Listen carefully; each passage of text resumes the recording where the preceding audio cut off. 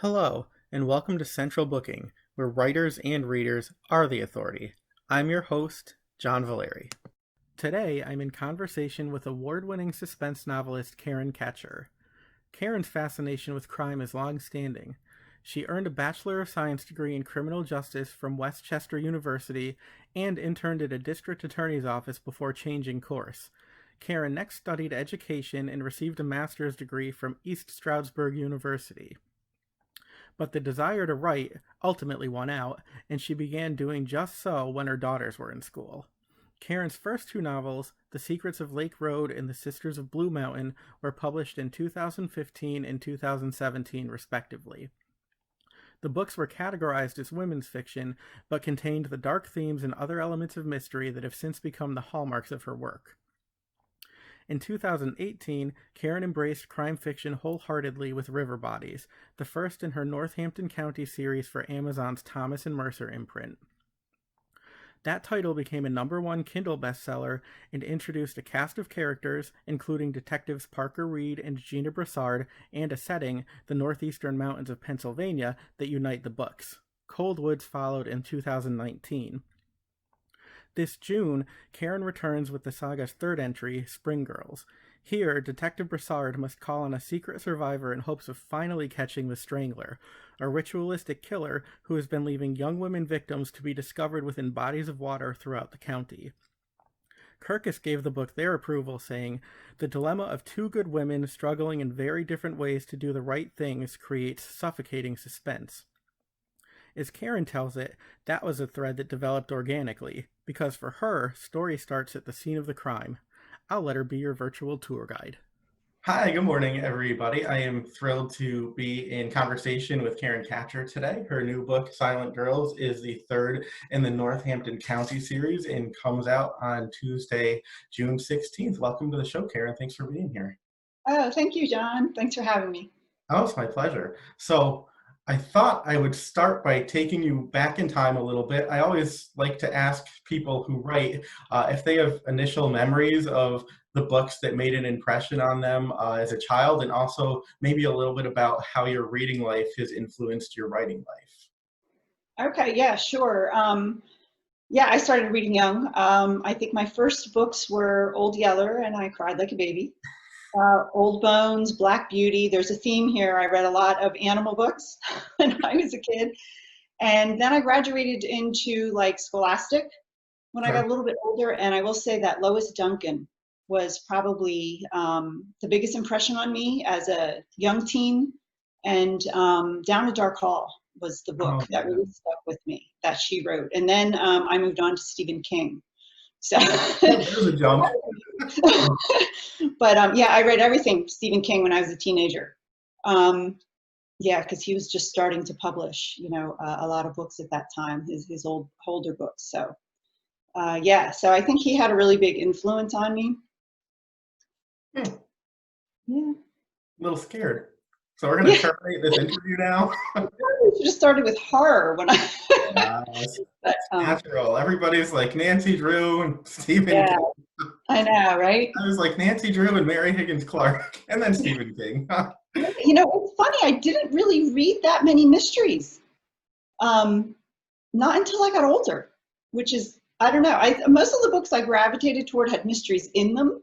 Right. I Oh, don't that's know if they were necessarily, considered mystery.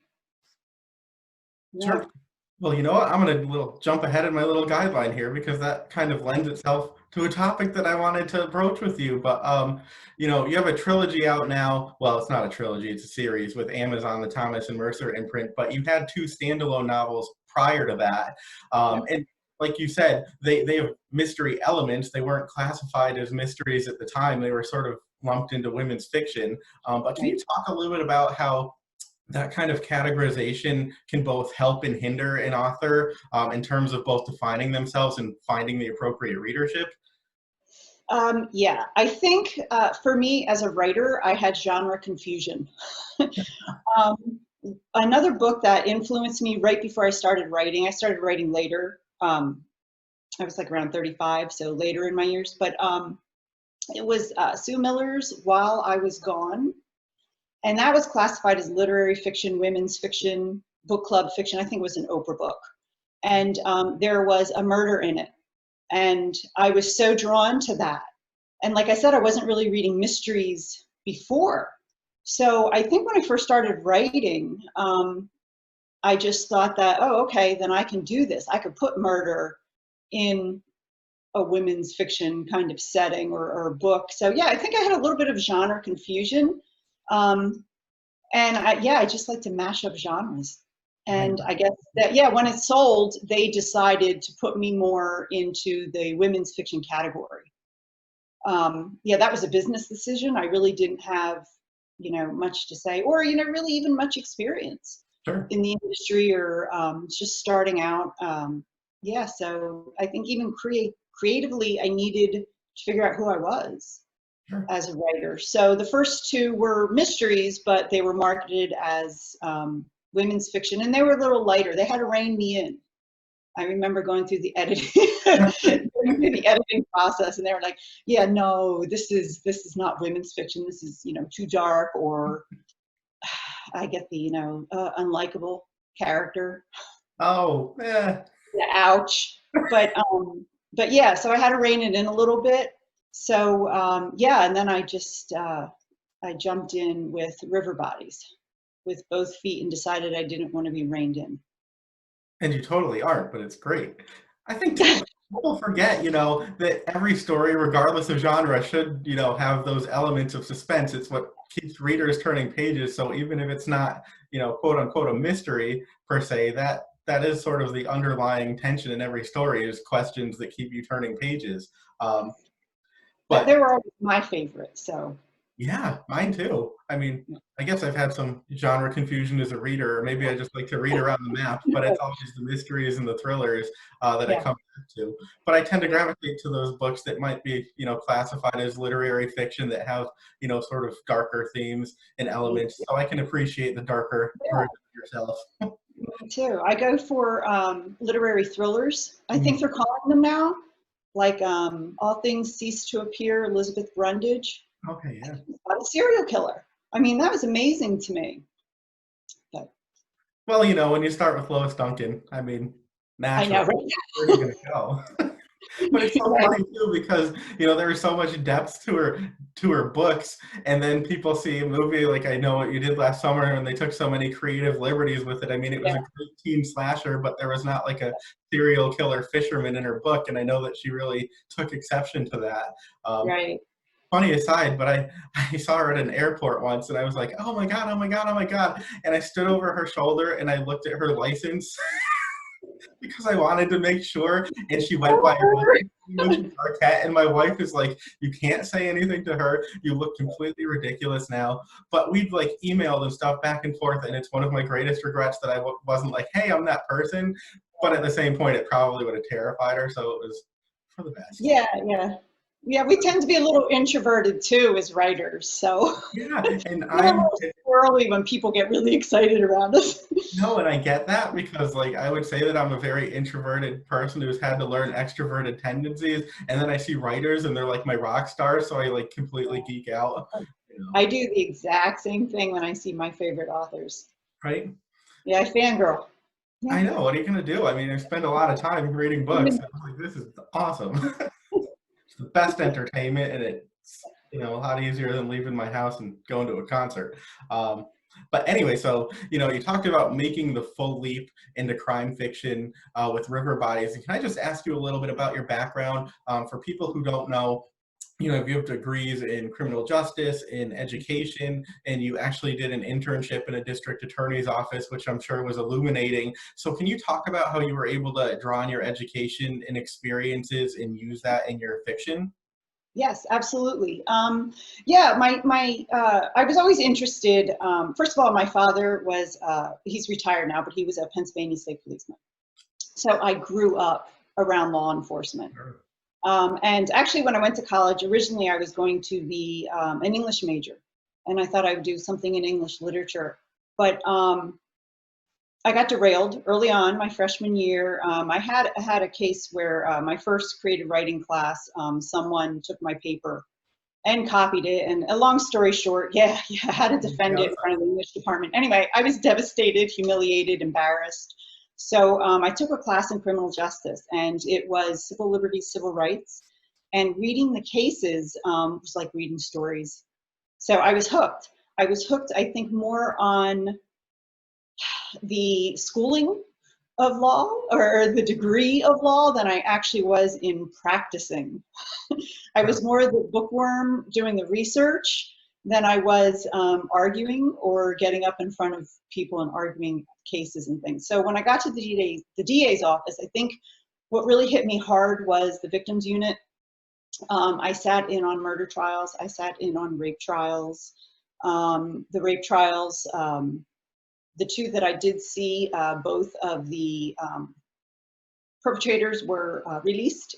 They were not convicted, and it broke my heart because these women were clearly victimized.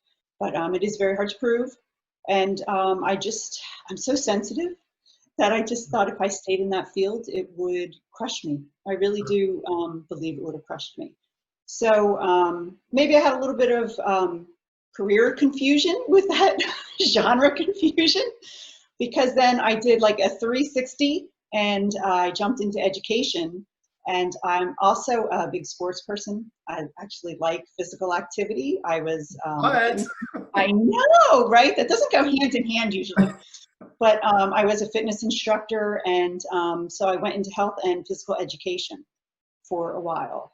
And yeah, I love sports. I love playing tennis. So I love watching sports. I know, John. It does. The two just sometimes don't seem to mix. I know, but mom seem to have all these different, I don't know, interests. Let's put it that way. So yeah, so I kind of did two different things and jumped around with my careers a little bit, kind of like my writing. See a pattern here? But yeah, so when I started writing, I was home with two small, an infant and a toddler. So I think I just started writing because I saw that Oprah show with that book while I was gone that I loved. And I just said, yeah, I was an English major once. Sure. I'm gonna give this a shot. And the rest is history. Of course, it took me 8 years to find an agent. So it wasn't, it was a long road. Sure. But you say that and other people have hope. You say, you started in your 30s. It took you 8 years to find an agent. You now have 5 books out. So, you've made it. The fifth you one. You can make it too. So yeah, age doesn't matter when it comes to writing, definitely, and a lot of things. But yeah, so I think my background in criminal justice led to, it was always one of my interests. So of course it's, kind of steered me to where I was going to write. Sure. And I'm going to go off script again because that's what I like to do.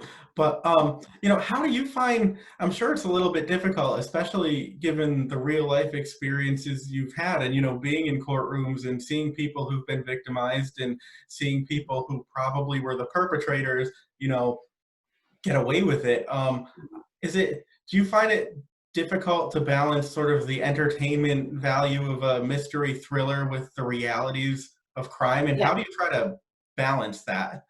Really, really hard for me. And I've been accused of being too realistic sometimes. Which is funny. They're like, oh, these are so real, these people.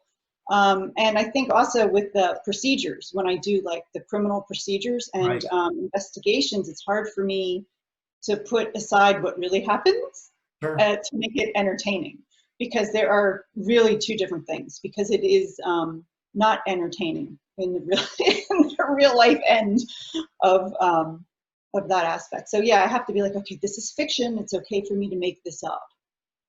So yeah, it's a balancing act, and yeah, I go back and forth a lot, and I go back and forth with my editors about it.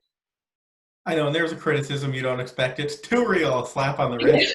Being real. These people are too real. I'm mad at them. I guess I did my job. Yeah, that's job well done. But I can appreciate the point, because it's like we love to read this stuff, and then you turn on the news and you're completely devastated by it. So it's sort of two very opposite ends of a spectrum that are related. So I'm going to ask you about Spring Girl specifically in a minute, but I just thought maybe we could talk about the concept for the series first so that people sort of get a taste for it. And I have to say that one of the things that I really, really love that you do is you have sort of a cast of, central characters, but there's not a main protagonist and the sidekicks. You sort of have your characters alternate prominence throughout the books. So somebody will be a primary character in book one, and then there will be more of a peripheral character in book two, which I think, keeps it really, really interesting. But can you talk about what inspired you to make that choice creatively? Um, I think that just speaks to who I am, that I can't stick with one thing. But You're right. That thing, you're right. there's that pattern again. But no, I did make a choice creatively. I wanted to do, that's why I called the series Northampton County rather than like Reed and Broussard after the detectives in the series. I wanted to look at how crime impacts not just the police or the detectives, but really how it impacts the families, the criminal, the victims, the community involved, because it's not just seen. Crime impacts so much more than just the detectives. So I wanted to I wanted to give them a voice, but I was really more centered, I guess, on the other characters and their story and how the crime impacted them. And that's probably coming from the victim's point of view mostly. And that probably is from my experience of what I witnessed. Sure. And I think So, it's really engaging setup for a series. I know that people love to have a character they can root for, like Miss Marple or Poirot or whatever the case may be. But I yeah. think it's great to know that there's a minor character that you met in book one who might just step forward in book two and actually be that principal. And I think that keeps it really refreshing for the reader too. I'm sure it's probably refreshing for you as the writer to be able to It does. I think, yeah, I never thought I would write a series. I always considered myself a standalone. So I do think that even though it is a series, each can be read as a standalone book. absolutely. Yeah, I think you could jump around too. Yeah, so I think that when I first envisioned the series, uh, they actually came to me in 3 books. I actually saw them in that order when I was like, oh yeah, you know what, this could actually be a series, and I Right. could just use the same detectives, but I could have the cases, the actual story about the other characters. Right. And they Or do maybe stand I'm alone very lazy that I well. didn't want to write new detectives. I don't know. Right.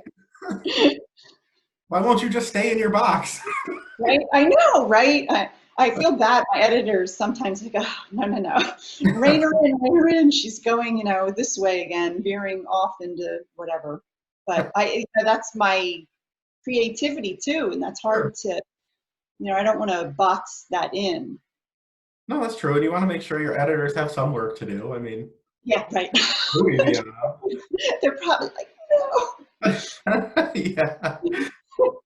Hey, it all works in the end. But I also wanted to ask you too, and you did mention that, it was a deliberate choice to call the books the Northampton County series, and setting is very much pivotal throughout the books, whether it's the mountains of Pennsylvania, the rivers of Pennsylvania, and these are areas that you're, obviously intimately familiar with. So can you talk a little bit about, really creating a palpable setting and how that adds to the texture of the overall story? Because I can say you really feel like you were in that situation, and it does add a certain tension and dynamic that, you wouldn't get if it was just a flat setting that didn't really come to life.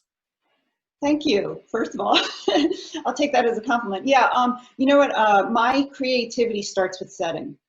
I have to know where the story starts and what the setting is. I'm not sure why.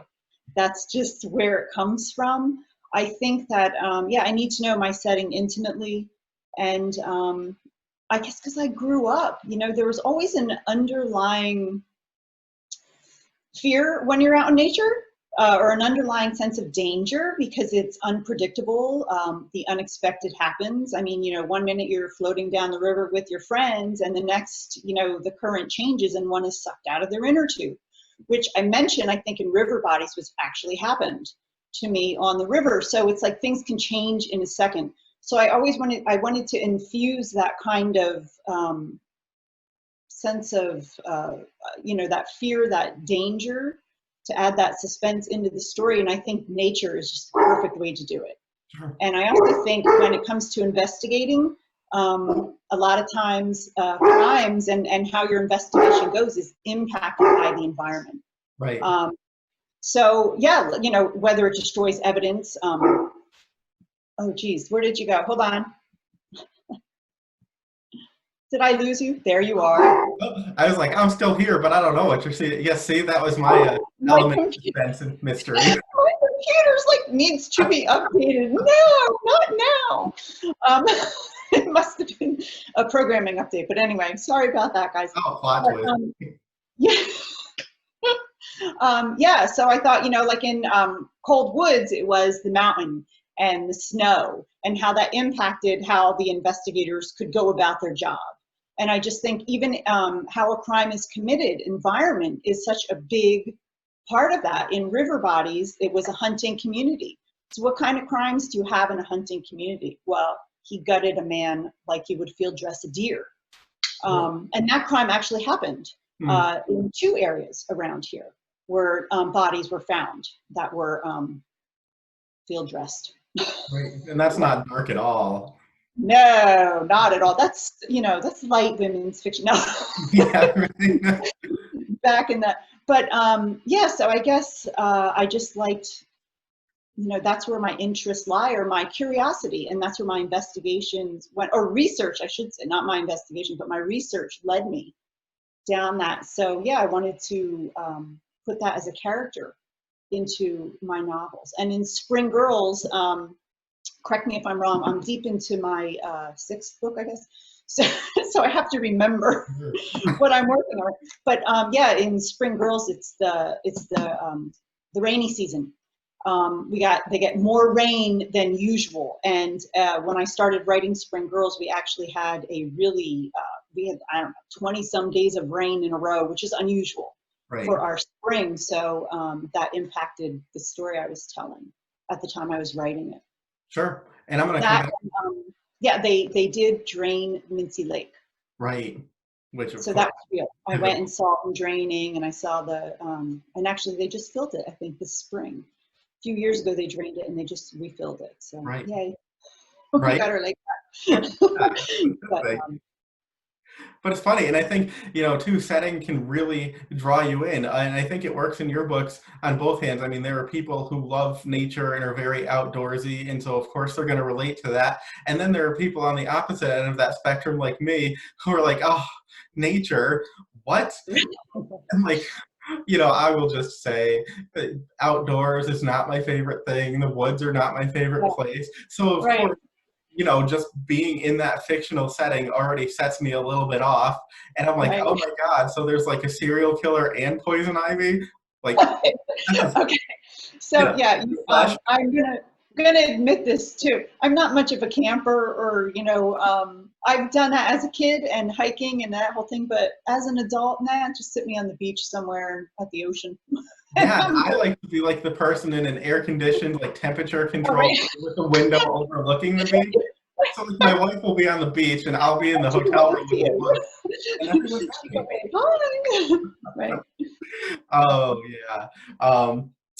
So anyway, but yeah, let's move on to Spring Girls. And I did want to ask you, the title, it's funny because it's one of those things where it sounds very light, where in the case is that it's not light at all. So can you talk a little bit, one, about the significance of the title, but also too, how you're able to draw on seasons for your different book, because so far every book has taken place in a different season. And I think that's a really great way to keep things fresh.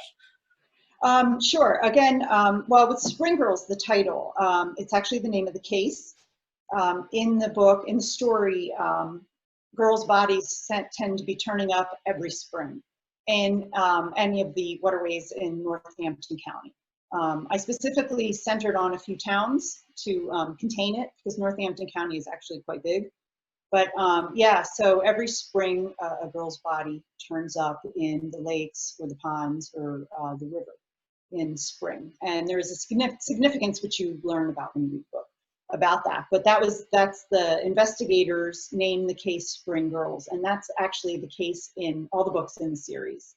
The case for Cold Woods was Cold Woods, and River Bodies was River Bodies. And you know where I got that idea from? I stole it.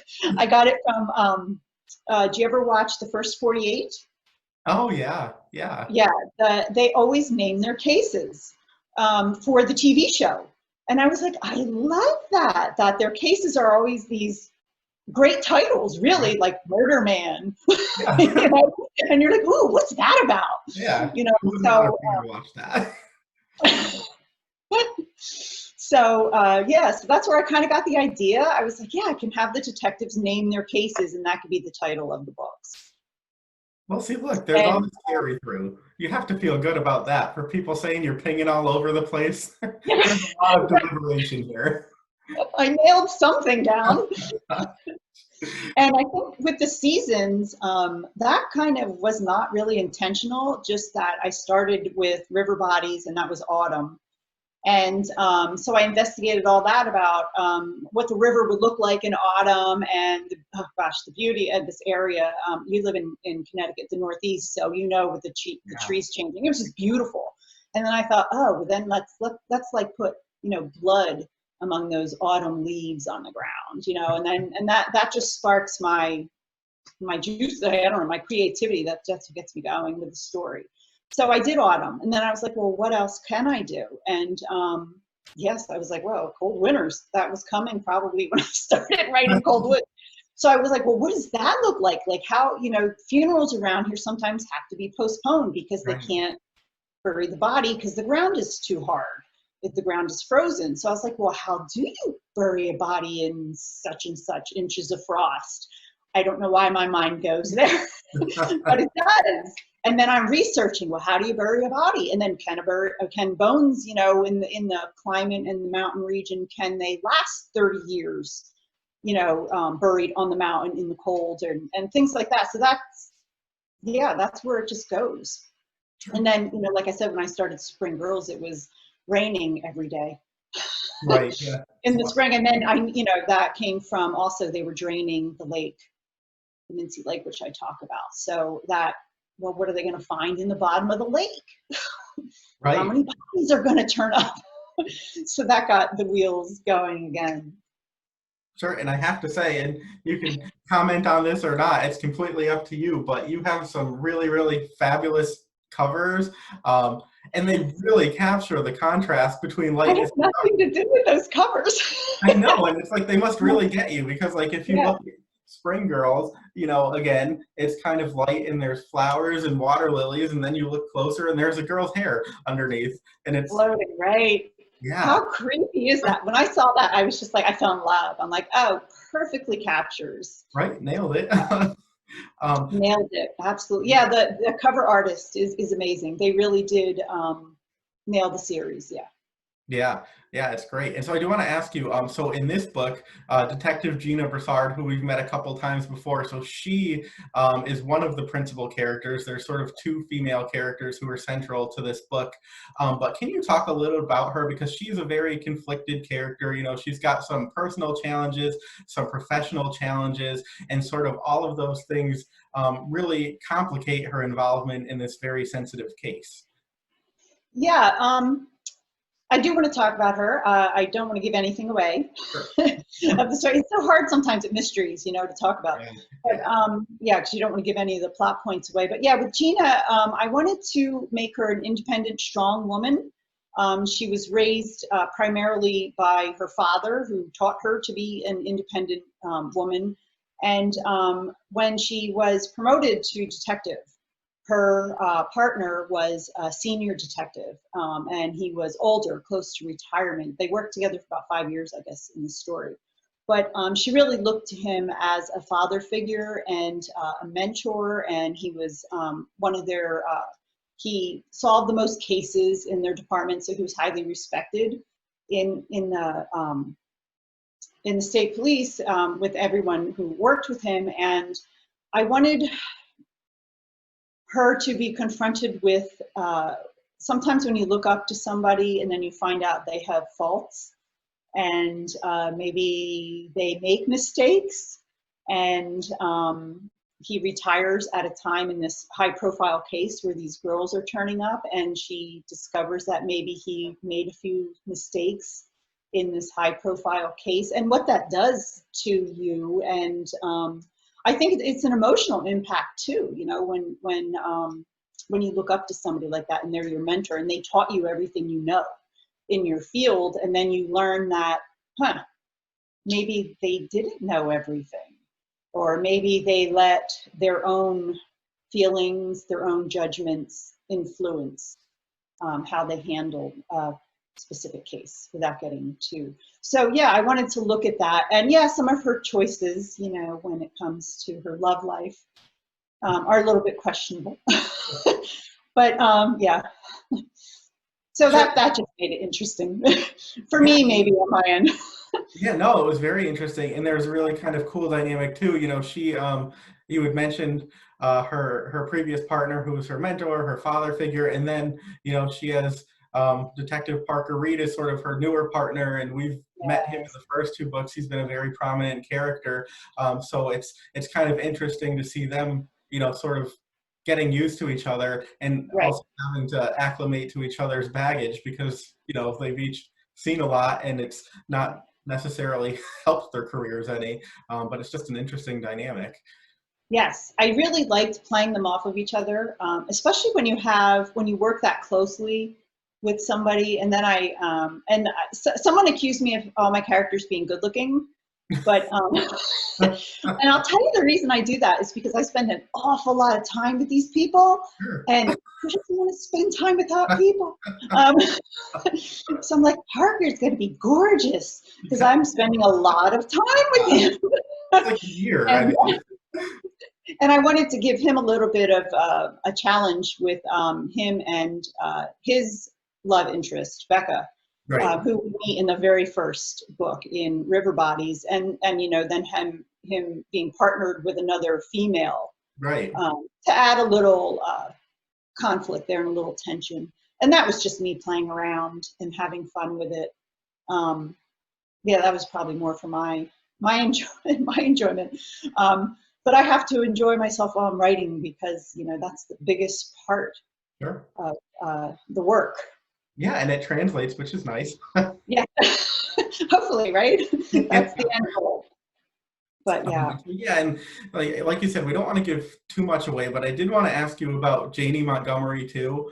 So I'll let you decide, how much you want to say about her and her circumstances. But she yeah, she has been victimized, and you really, get to look at the emotional and physical scars that come from that. But you also have the opportunity to make her a very resilient character, even if she may not, necessarily realize it. So can you talk a little bit about that?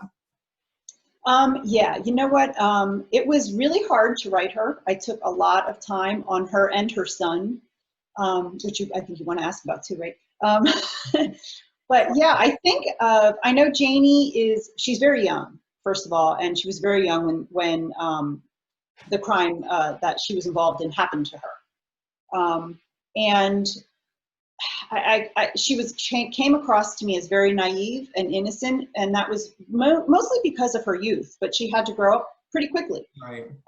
But she didn't lose that innocent quality about her, which I think so many victims can lose.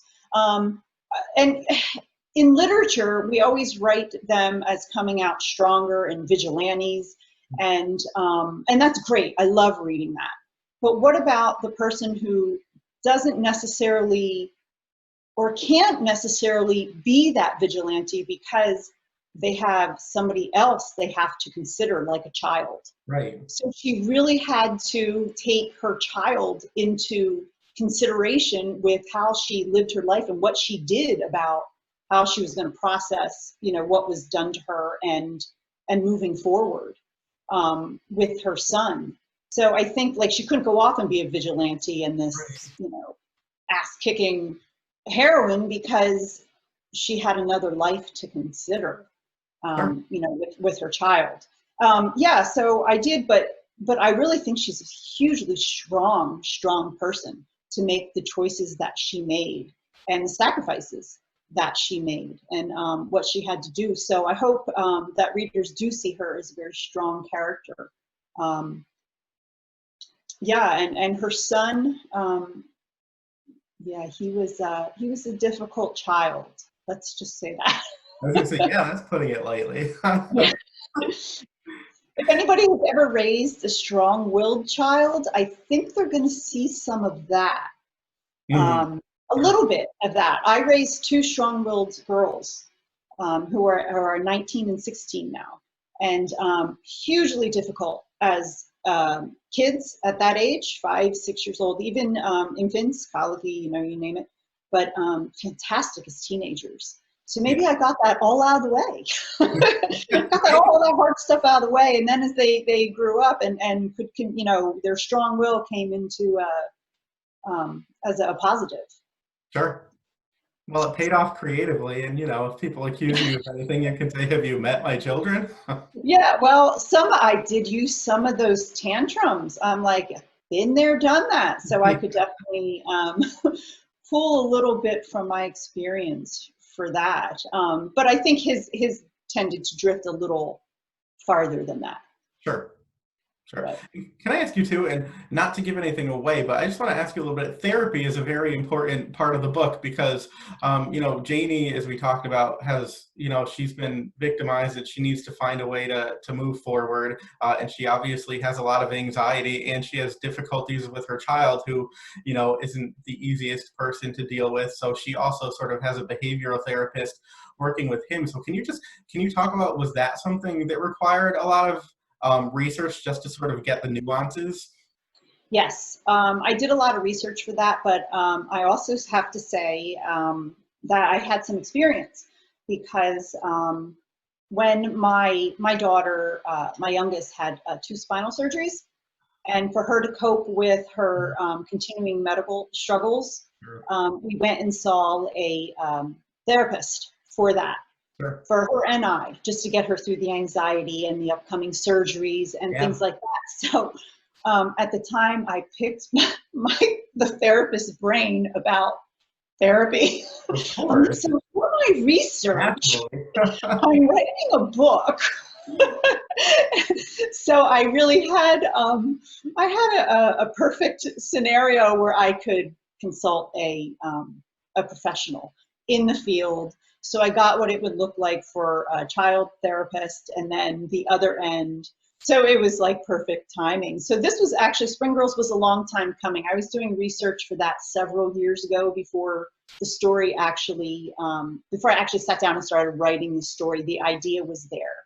So I Sure. did the research into psychology several years ago Sure. when I knew this therapist, and she was a great help. Yeah, and that's just Whether she multitasking knows at it its or best. not. I mean, you're already there. You might as well. Of Well, right, I might as well, so I have some research questions for you. course. Therapy is, And they're like, yeah, research. And then they make a note. Wellness check. right? Which maybe that was the reason I sent my daughter there, and for now Yeah, right. I can get it in. But yeah, you got to jump on that information. I think research is a huge part of my writing, and it's one of the aspects I enjoy a Sure. lot. So Sure. All right, so I will start to wind down, but I just have a couple quick more questions for you if you don't mind. Oh, and also I wanted to point out, it's actually kind of fun. The behavioral therapist who comes in is a character that we met in Cold Woods. So again, that was kind of cool to revisit her. Um, yes, but so I did want to ask, the book, obviously it's a crime story and there's a perpetrator known as the Strangler who, as you mentioned, is, seems to appear every spring and bodies start to pop up. But beyond that, it's really the story of 2 women who are trying to find themselves and assert themselves and leave the baggage of their past behind. Was that intentional, or was that something that sort of grew organically as the story developed? that came about organically as I got to know the characters. I usually know 1 or 2 things about them, but as I write in layers. I write the first draft, and the second, the third, and the 7th, and the 12th. And hopefully by the time that 12th one is done, I really know who they are. So Sure. yeah, that comes about organically, and I know that sounds a little wonky, but they tell me who they are and Yeah, what their no, struggles not at are. all. I So mean, No, just it played off really well, and it was a nice, again, counterpoint to the crime of the story. Then there, is a Yeah, little. again, I can't just stay on that one thing. Sure, sure. We wouldn't expect that. That would be boring by comparison. No. So, all right, I have to ask. You said you're deep into your next book. Is it summer in Northampton County? And if so, can you tease a little bit what's going to happen? Believe it or not, because you can't pin me down, I'm writing. I'm not writing the fourth in the series. I had an idea that would not let me go, so this is a standalone. Oh, nice. And it's a little bit different. Of course, I strayed a little bit but it's a crime thriller. And I am having the absolute most fun I have ever had writing this Oh, that's book. awesome. I am having a blast. And believe it or not, I kicked out a first draft during COVID, Oh, during wow. during the sheltering in. I know some people couldn't read or write, but the crazier things get in the world, the more I turn inward Sure. and, go off of my own little fantasy world. So yeah, it was good for me Sure. Well, to, whatever gets you through. I'm like, that's a good. right, and well, I always laugh. I sheltered in and social distance way before COVID, as you could probably relate, right? You're a writer. I'm like isolation. That's something. You were We're like, planning for this for this is decades. normal stuff for us. Welcome to our world. I was gonna say, if I didn't turn on the TV, I probably wouldn't have known all that much was different. But Oh no, right? Right. all right, So, so I have to ask then, do you think you'll be venturing back to Northampton County? oh, I hope so. Yeah. Yeah, there's a fourth book percolating back there in the back of my mind. I tend to think about ideas, Sure. for a while before they actually come on the page. So yeah, I have an idea, and it will probably be summer. Yeah, I'll probably set it in summer. Shocker. But No, you'll really throw us, and it'll be your own world, where there are no seasons. it's always a possibility of my editor. I'll have to tell her to just pour herself a drink before she watches this. Right. Break out the wine. I'm actually sitting at my bar right now. Oh, hey, that's the way to do it. All right. Since this is all about mystery and suspense, if you're sitting at your bar, I'm sitting in my bathroom. I don't think I've ever admitted this live on a recording before.